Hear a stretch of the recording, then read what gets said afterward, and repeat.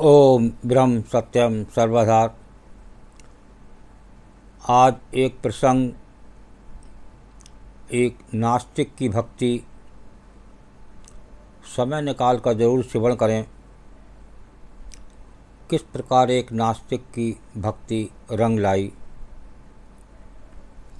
हरि राम नामक आदमी शहर के एक छोटी सी गली में रहता था। वो एक मेडिकल दुकान का मालिक था। सारी दवाइयों की उसे अच्छी जानकारी थी। 10 साल का अनुभव होने के कारण उसे अच्छी तरह पता था कि कौन सी दवाई कहाँ रखी है। वो इस पेशे को बड़े ही शौक़ से, बहुत ही निष्ठा से करता था। दिन प्रतिदिन उसके दुकान में सदैव भीड़ लगी रहती थी। वो ग्राहकों को वांछित दवाइयों को सावधानी इत्मीनान होकर देता था, पर उसे भगवान पर कोई भरोसा नहीं था। काम में बहुत होशियार था, दवाइयों का ज्ञान था, बड़े इत्मीनान से देता था, लेकिन भगवान पर उसे भरोसा नहीं था। वो एक नास्तिक था। भगवान के नाम से ही वो चिढ़ने लगता था। घर वाले उसे बहुत समझाते, पर वो उनकी एक नहीं सुनता। खाली वक्त मिलने पर वो अपने दोस्तों के संग मिलकर घर या दुकान में ताश खेलता था। एक दिन उसके दोस्त उसका हालचाल पूछने दुकान में आए और अचानक बहुत ज़ोर से बारिश होने लगी।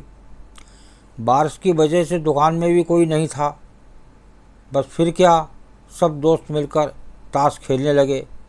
तभी एक छोटा लड़का उसके दुकान में दवाई लेने पर्चा लेकर आया। उसका पूरा शरीर भीगा था। हरी राम ताश खेलने में इतना मशगूल था कि बारिश में आए हुए उस लड़के पर उसकी नज़र नहीं पड़ी। ठंड से ठिठुरते हुए उस लड़के ने दवाई का पर्चा बढ़ाते हुए कहा, साहब जी, मुझे ये दवाइयाँ चाहिए।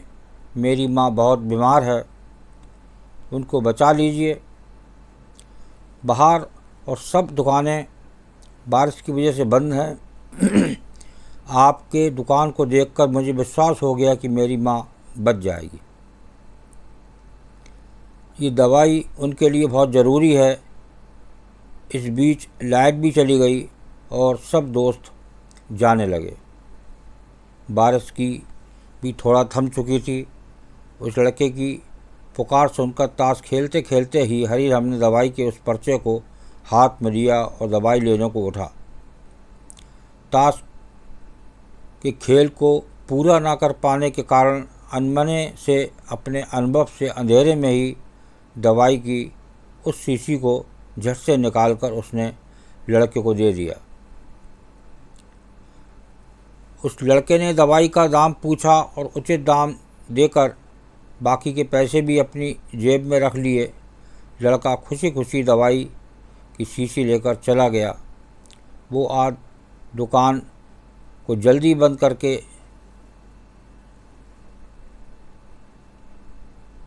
सोच ही रहा था।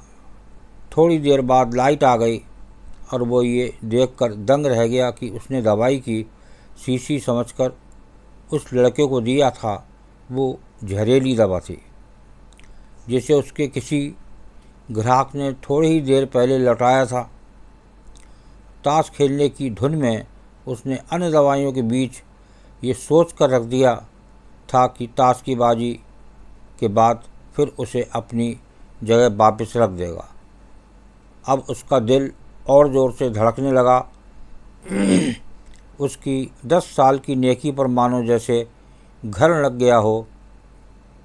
उस लड़के बारे में वो सोचकर तड़पने लगा। सोचा, यदि ये दवाई उसने अपनी बीमार माँ को देगा तो वो अवश्य मर जाएगी। लड़का भी बहुत छोटा होने के कारण उस दवाई को तो पढ़ना भी नहीं जानता होगा। एक पल वो अपनी इस भूल को कोसने लगा और ताश खेलने की अपनी आदत को छोड़ने का निश्चय कर लिया। पर ये बात तो बात के बाद देखा जाएगा, अब क्या किया जाए। उस लड़के को पता ठिकाना भी नहीं।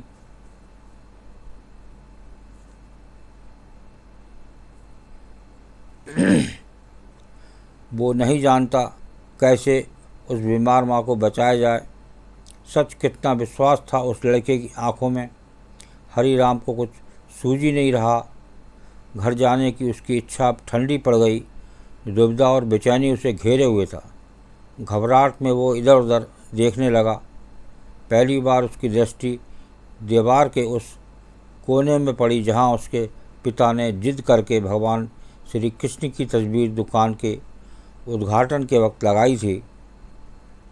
पिता से बहस हुई। एक दिन उन्होंने हरी राम से भगवान को कम से कम एक शक्ति के रूप में मनाने और पूजने की मिन्नत की थी। उन्होंने कहा था कि भगवान की भक्ति में बड़ी शक्ति होती है। वो हर जगह व्याप्त हैं और हमें सदैव अच्छे कार्य करने की प्रेरणा देते हैं। हरी राम की ये सारी बात याद आने लगी। आज उसने इस अद्भुत शक्ति को आजमाना चाहा। उसने कई बार अपने पिता को भगवान की तस्वीर के सामने कर जोड़कर आंखें बंद करते हुए पूछते हुए देखा था। उसने भी आज पहली बार कमरे के कोने में रखी उस धूल से भरे कृष्ण की तस्वीर को देखा और आंखें बंद कर दोनों हाथों को जोड़कर वहीं खड़ा हो गया। थोड़ी देर बाद वो छोटा लड़का फिर दुकान में आया। हरी राम को पसीने छूटने लगे। वो बहुत अधीर हो उठा। पसीना पोंछते उसने कहा, क्या बात है बेटा, तुम्हें क्या चाहिए? लड़के की आंखों से पानी छलकने लगा। उसने रुकते रुकते कहा, बाबूजी बाबूजी, माँ को बचाने के लिए मैं दवाई की शीशी लिए भागे जा रहा था। घर के करीब पहुँच भी गया। बारिश की वजह से आंगन में पानी भरा था और मैं फिसल कर गिर गया। दवाई की शीशी गिरकर टूट गई। क्या आप मुझे वही दवाई की दूसरी शीशी दे सकते हैं बाबूजी? लड़के ने उदास होकर पूछा। हाँ हाँ, क्यों नहीं, हरी राम ने राहत की सांस लेते हुए कहा। लो ये दवाई। पर उस लड़के की दवाई की शीशी लेते हुए कहा, पर मेरे पास पैसे नहीं हैं। उस लड़के ने हिचकिचाते हुए बड़े भोलेपन से कहा। हरी राम को उस बेचारे पर दया आई। कोई बात नहीं, तुम ये दवाई ले जाओ और अपनी माँ को बचाओ। जाओ जल्दी करो, और हाँ, अब की बार ज़रा संभाल के जाना। लड़का अच्छा बाबूजी कहता हुआ खुशी से चल पड़ा और हरी राम की जान में जान आई। भगवान को धन्यवाद देता हुआ हरी राम अपने हाथों में इस धूल भरे तस्वीर को लेकर अपनी धोती से पोंछने लगा और अपने सीने से लगा लिया। अपने भीतर हुए इस परिवर्तन को वो पहले अपने परिवार वालों को सुनाना चाहता था। जल्दी से दुकान बंद करके वो घर को रवाना हुआ। उसकी नास्तिकता की घोर अंधेरी रात भी अब बीत गई थी और अगले दिन की नई सुबह एक नए हरे राम की प्रतीक्षा कर रही थी।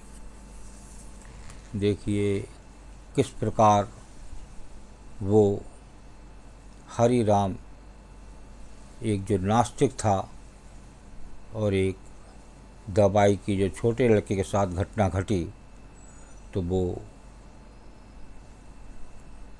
उसका मन बदल गया और वो नास्तिक से भक्ति की ओर चल पड़ा। ये होती है एक प्रभु की कृपा। ओम ब्रह्म सत्यम सर्वदा। दास का प्रसंग अच्छा लगा हो तो ज़रूर शेयर करें ताकि लोग जानें कि एक नास्तिक की भक्ति को किस प्रकार उसको भक्ति मिली। ओम ब्रह्म सत्यम सर्वदा।